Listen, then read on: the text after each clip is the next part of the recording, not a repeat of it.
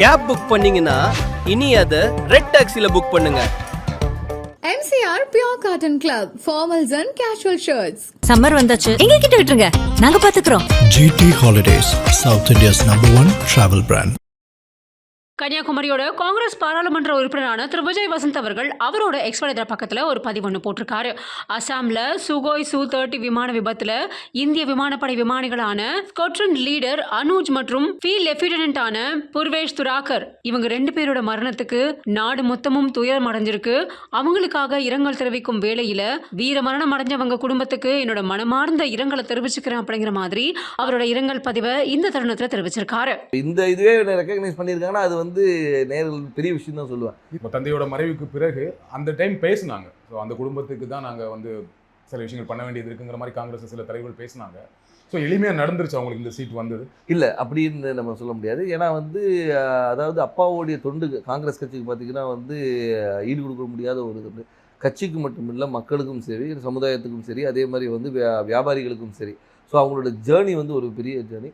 அவங்களுடைய கனவு ஃபுல்ஃபில் ஆனது 2019 ஒரு எம்பி ஆகி அவங்களுடைய அந்த டேர்மை முடிக்க முடியாமல் அவங்க கொரோனாவால் பாதிக்கப்பட்டு இறந்துட்டாங்க. இதில் என்னென்னா அந்த டைமில் தான் எனக்கு அப்பாவோட கனவுகளை நிஜமாக்கணும். ஏன்னா அது வரைக்கும் இருக்கும்போது நம்ம ஒரு ஃப்ரண்ட் ரன்னராக இல்லவே இல்லை. நான் அரசியல்னாலும் அப்பா கூட நான் ஈடுபாட்டில் இருந்தேன். நான் ஃபஸ்ட்டு அப்பா மேயர் எலெக்ஷன்லேருந்து கேம்பெயின்ஸுக்கு போயிருக்கேன். அப்போ காலேஜ் ஸ்டூடெண்ட் நான். ஸோ அந்த மாதிரி நம்ம பிஹைண்ட் இதில் அப்பா இப்படி பண்ணலாம்ப்பா அப்படி பண்ணலாம்ப்பான்னு கன்னியாகுமரி வரும்போது நாங்கள் ரொம்ப இன்வால்வாக இருந்தோம். ஃபார் எக்ஸாம்பிள் பார்த்தீங்கன்னா நோவல் டாட்டா அவர்களை பார்த்து டிசிஎஸை கொண்டு வரணும்னு கேட்டோம். அதே மாதிரி ஒரு ஜப்பான் நிறுவனத்தோட கடல் சீற்றத்தை எப்படி பண்ணலாம்னு பேசணும். அப்பா முயற்சி எடுத்து ஏர்போர்ட்டே வர ஃபீஸிபிலிட்டி இல்லைன்னு சொல்லும்போது ஒரு எக்ஸ்பர்ட்ஸை கூப்பிட்டு அவங்கள டெல்லி கூப்பிட்டு போய் வாங்கி எஸ் இஸ் ஃபீஸிபிள்னு சொல்லி ஃபஸ்ட் ஃபேஸ் பண்ணி செகண்ட் ஃபேஸும் ஓகே. ஸோ இந்த மாதிரி ஒரு விஷனோட போயிட்டு இருக்கும்போது திடீர்னு மறைந்த உடனே ஐயோ அது பண்ண வேண்டிய கடமை நம்மளுடைய கடமைன்னு நான் சொல்லுவேன். ஒரு தந்தையை விட்டு போன பணிகளை மகனாக செய்ய வேண்டியது.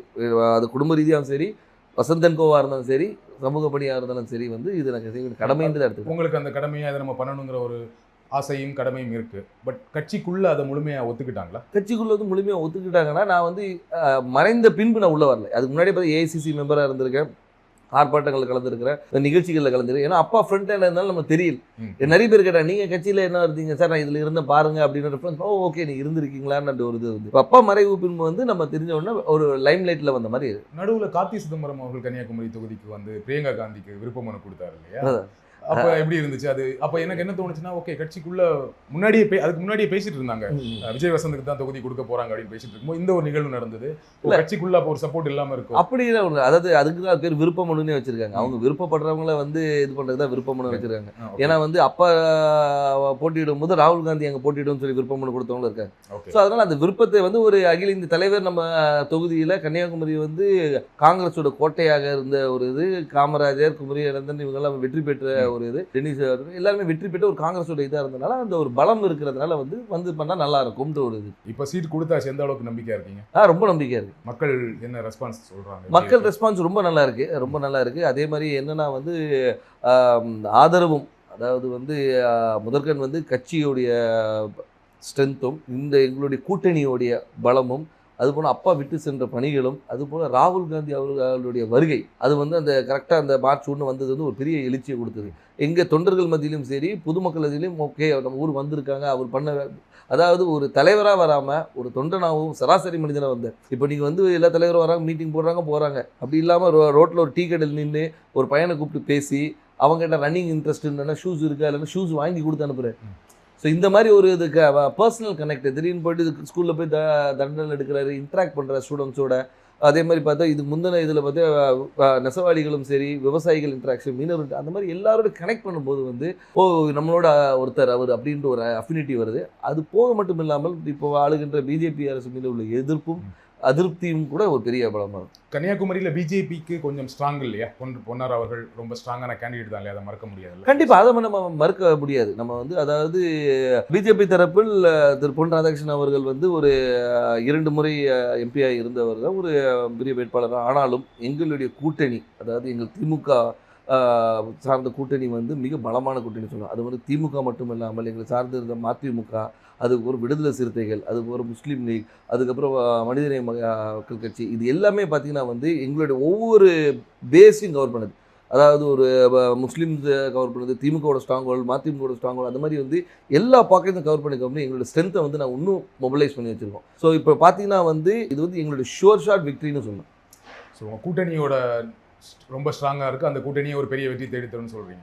கண்டிப்பாக திரு வசந்தகுமார் அவர்களுக்கு கன்னியாகுமரி தொகுதி மக்கள் வாக்களித்தாங்க. ஏன் விஜய் வசந்த் அவர்களுக்கு வாக்களிக்கணும்? ஏன் உங்களுக்கு வாக்களிக்கணும்? அதான் வசந்தகுமார் அவர்களுக்கு வாக்களித்தனால விஜய் வசந்துக்கு வாக்களிக்கணும்னு நான் சொல்ல வரல. ஆனால் ஒரு காங்கிரஸ் வேட்பாளராகவும் அதே மட்டுமல்ல வசந்தகுமார் அவர்கள் வந்து இந்த மக்களுக்கும் கன்னியாகுமரி மக்களுக்கும் பல துண்டுகளை செஞ்சுருக்காங்க. அது விட்டு போன பணிகளை வந்து அவர் மகன் செய்வார் என்ற ஒரு நம்பிக்கை அவங்களுக்கு இருக்குது. அது மட்டும் இல்லாமல் வந்து நான் வந்து ஒரு வாரிசாக வந்து நேராக போயிட்டு வந்து நான் நேராக டெல்லியில் இங்கேயும் போய் வரல. அடுத்த நாளே மக்களை சந்தித்தேன், மக்களோட இருந்தேன், எல்லா நிகழ்ச்சிகளை கலந்து கொண்டு எல்லாரோட நிறை குறைகளை கேட்டுட்ருக்கோம், மக்களாக இருந்தோம். அது ஏன்னா எடுத்தவொன்னே அக்செப்ட் பண்ணிக்க மாட்டாங்க. கேட்குற கேள்விக்கு தான் சொல்கிறேன், அதை அக்செப்ட் பண்ண வைக்கிறதுக்கு நான் ஒர்க் பண்ணேன். ஸோ அதனால் வந்து அப்பாவுடைய இடத்தை வந்து மகன் வந்து நிரப்பார் என்ற நம்பிக்கையை அவங்களுக்கு கொடுத்தேன். அந்த நம்பிக்கையை வந்து எல்லார் மேலேயும் பெருசாகவே இருக்குது. அதனால் வெற்றி வாய்ப்பு ரொம்ப நல்லது. குமரி மாவட்டத்தில் வரீங்க, ரொம்ப படித்த மாவட்டம், ஆனால் அங்கே நிறைய பிரச்சனைகளும் இருக்குது. அதை கரெக்டாக ஐடென்டிஃபை பண்ணியிருக்கீங்களா? என்னென்ன திட்டங்கள் வச்சுருக்கீங்க? கண்டிப்பாக. அதாவது வந்து நீங்கள் கன்னியாகுமரியை பொறுத்த வரைக்கும் பார்த்தீங்கன்னா வந்து இந்த மிக்ஸ் ஆஃப் ஆல்னு சொல்லலாம். அதாவது கடல் இருக்குது, மலை இருக்குது, எல்லாமே இருக்குது. அதனால் வந்து மக்களுடைய தேவைகளும் அவங்களுடைய இதுவும் நிறைய வேறுபாடுகள் இருக்குது. ஒரு பாக்கெட்டையும் நாங்கள் அனலைஸ் பண்ணி வச்சுருக்கோம். அதாவது இந்த மக்களுக்கு இது தேவை, இவங்களுக்கு இது தேவையில்லைன்ற அளவுக்கு அனலைஸ் பண்ணி வச்சுருக்கோம். மக்களுக்கு விரோதமான எந்த ஒரு சட்டத்தையும் கொண்டு வரக்கூடாது என்ற ஒரு முடிவும், மக்களுக்கு எப்போவுமே நன்மை கொடுக்கணுன்ற ஒரு சட்டத்தை கொண்டு வரணும். அவங்க மக்களுடைய வாழ்வாதாரத்தை உயர்த்துகிற அளவுக்கு என்ன செய்யணுமோ அந்த திட்டங்களை கொண்டு வந்து. எனக்கு தெரிஞ்ச வரைக்கும் குமரி மாவட்டத்தில் வாழ்வாதாரம் ஓரளவுக்கு நல்ல வாழ்வாதாரம் இருக்கும், எல்லாமே படித்தவங்களாக இருப்பாங்க, வேலையில் இருப்பாங்க.